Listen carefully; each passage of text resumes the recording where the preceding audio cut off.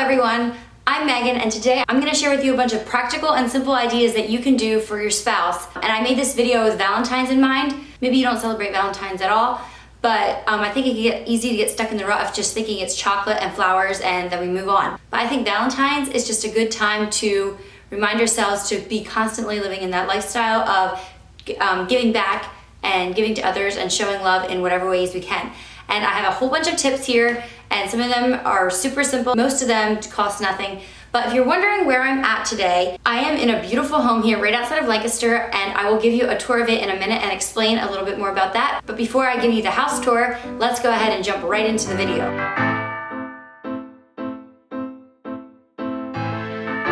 Now, take these tips and do what you want with them. You know your husband's love language, and you know what would speak to him. These are just a lot of random ideas that I've used over time, or I've just found and plan to use maybe this coming year, and you know which ones would have the most impact. So go ahead and just take these, listen to them, get inspired, and leave a comment down below if you have another one that you'd like to add to the list. So, number one is super simple, but I forget to do it a lot, and it is greet him at the door when he comes home from work. If you're a stay-at-home mom, it seems so often when the husband comes home, you're busy cooking or whatever, and maybe it slips your mind or you just don't do it. And so make a conscious effort to greet them like a hero when they come home from work, and get your kids to do the same. They'll see that and they will take their cues from you and hopefully do the same.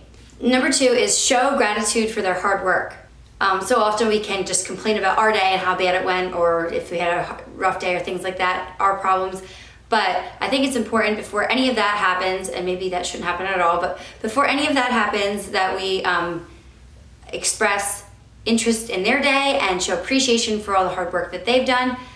And so ask about their day. When I got married, I didn't know what a gable was. I didn't know anything about drip edge or soffit or what a miter was. But as I listened to my husband talk and stuff, I decided, you know what? This is his career and this is something he's gonna be doing for a long time. So I can either sit there bored or just ignorant and not know anything about his work, or I can just decide to take an interest in it and learn. And the more you learn, it kind of snowballs and it actually becomes interesting, and you can ask other questions and things like that, and just take an interest in their work no matter what industry they're in. And sure, maybe you won't ever fully understand what they're doing, but you can learn at least a little bit and at least be able to tell other people what your husband does for a job. And sometimes your husband might just want to talk about his day. Other times he won't, but that's where women's intuition has to come in, and you know if you should press the issue or not. So just remember to show an interest and an appreciation for what he does throughout the day.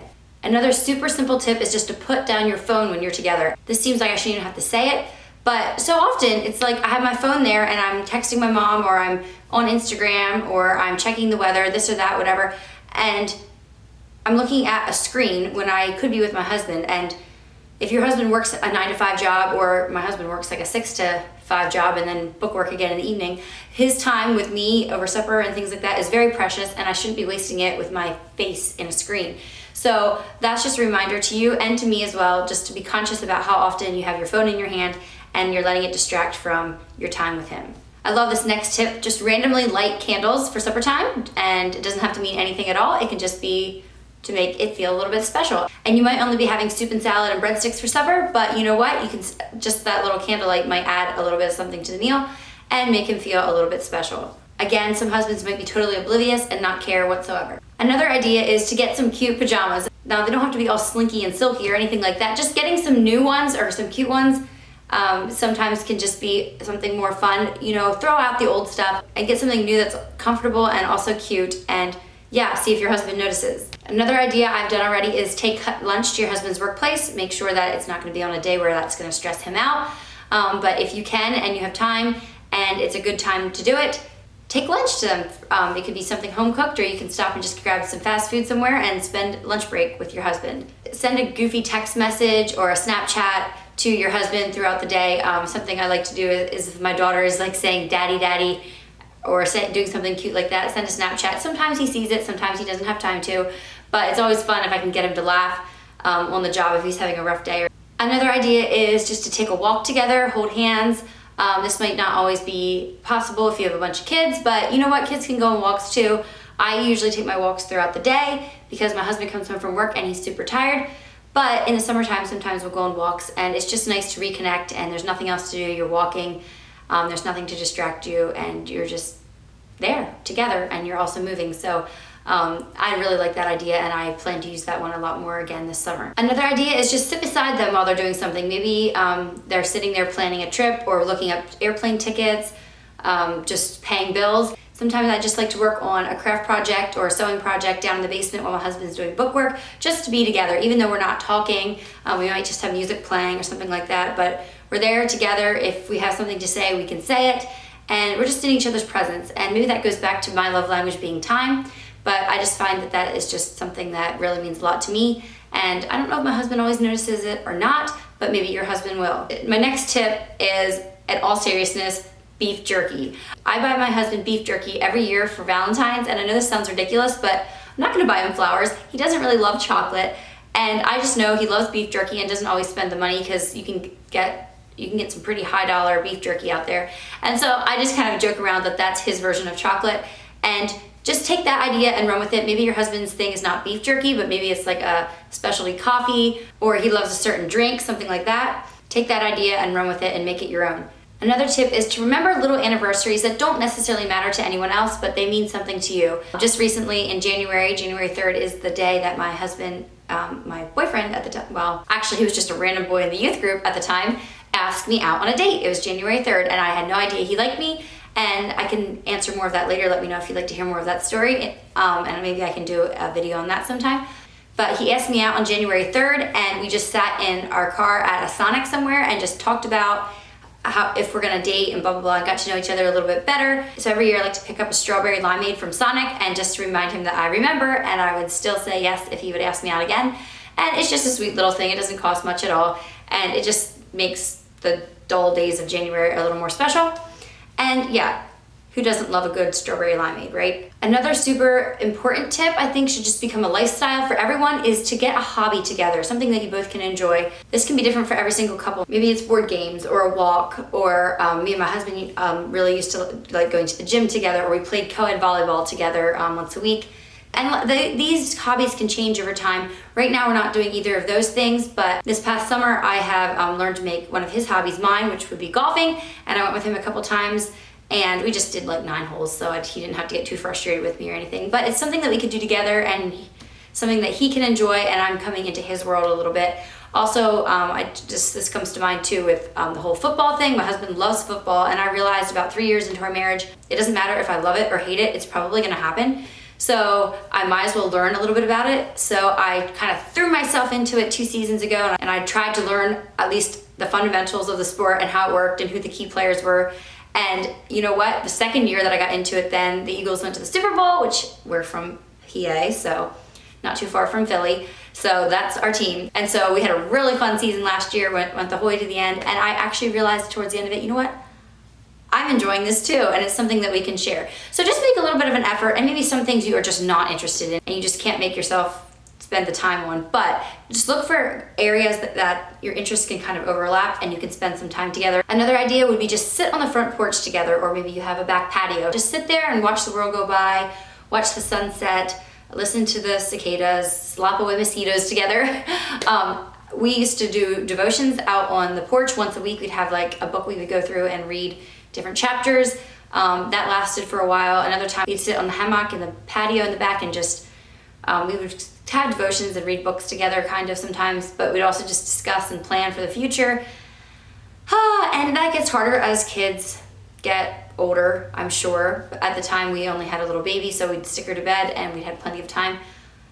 It would still be light out for a while after she went to bed. So be creative with that, do what you can, which brings me to my next tip that you can even do this no matter where your kids are at or what age they are, is just step outside with a blanket, snuggle up, and just stand there and look at the stars for a little bit. You know, this can just take 2, 3, 5 minutes, and it just puts some things in perspective sometimes. I used to always keep track of when the full moon was because I wanted to be able to see that. And it's just something about looking at nature and God's creation. It makes your problems seem really small and puts things into perspective. Another tip would be to buy a dry erase expo marker and keep it in the bathroom or somewhere like that.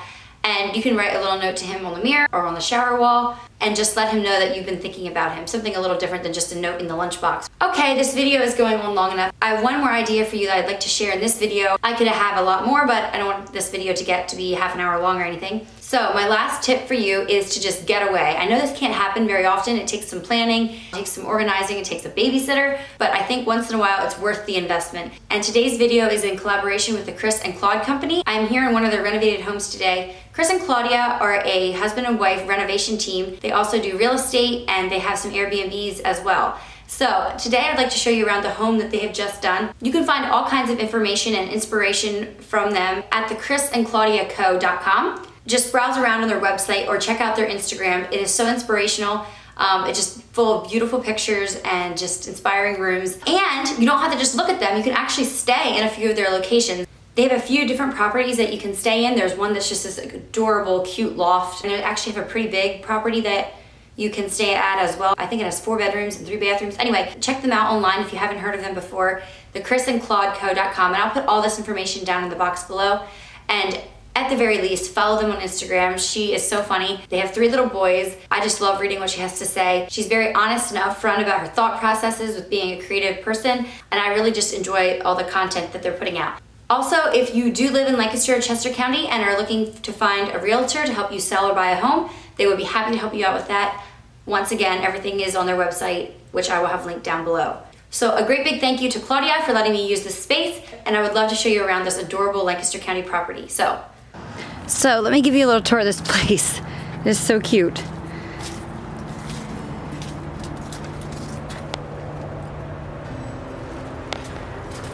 So as you come in here, you have this adorable living room with lots of natural lighting. And I'll just show you around. And I know with this house, they're selling all the pieces. So make sure you follow them on Instagram so you know if they're ever having any decor or furniture sales. So cute.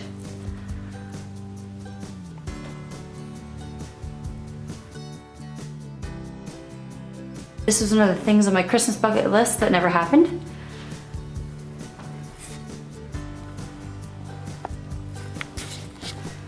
So fun. You come in the door, look at the hands holding the plants. And the living room. And Claudia was addressing some, I guess, comments that she was getting on Instagram about how all of their places are just so conceptual and not practical, and that they can cause like discontentment and stuff. And she was pretty unapologetic about it, that, you know what, this is not necessarily all about functionality. It's about inspiring other creatives and just giving you inspiration. And I love that answer, because guess what? We don't need to see all the clutter all the time on Instagram and people's chaotic lives. It's a given that we all have chaos in our lives, and I don't think that you necessarily have to show all of that on social media. Of course, you don't want to be deceptive either, but this room is so cute and girly. Bible verse on the wall. Look at that retro chair. Oh my goodness.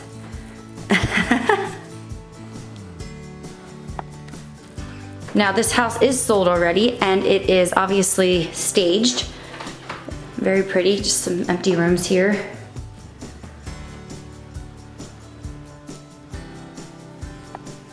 This is why you have to follow their Instagram, people. So much inspiration.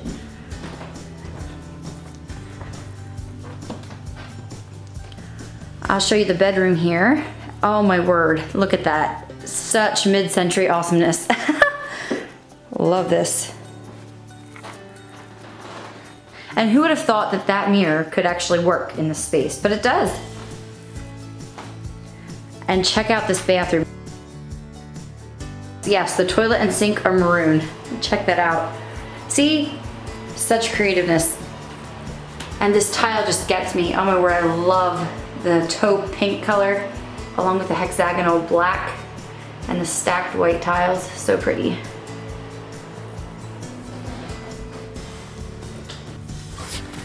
And the second bathroom over here is just awesome.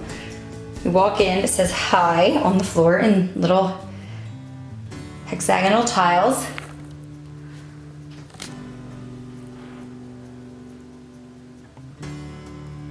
And just classic black and white.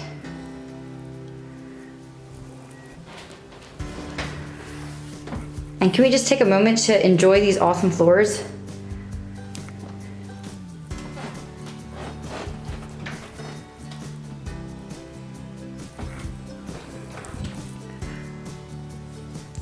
Before we go upstairs, I just have to show you the kitchen.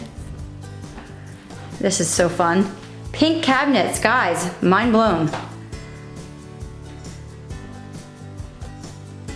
Neon banana. Love all the quirky touches. Another little space out here. And check out the garage door. That is awesome. Another unique flooring option. And a jute rug.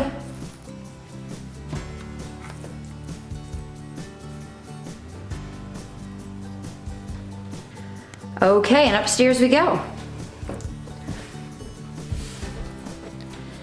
Now, this loft space is where I shot my Word of the Year video. So some of this might look a little familiar.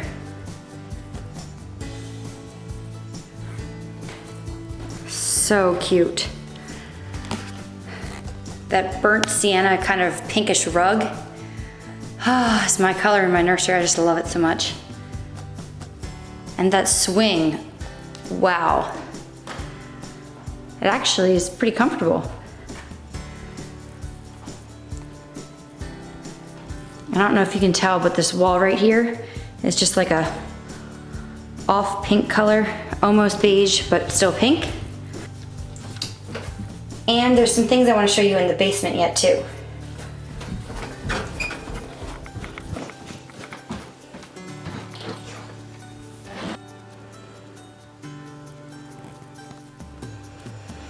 Gorgeous green sofa. I will be shooting another video in this area soon.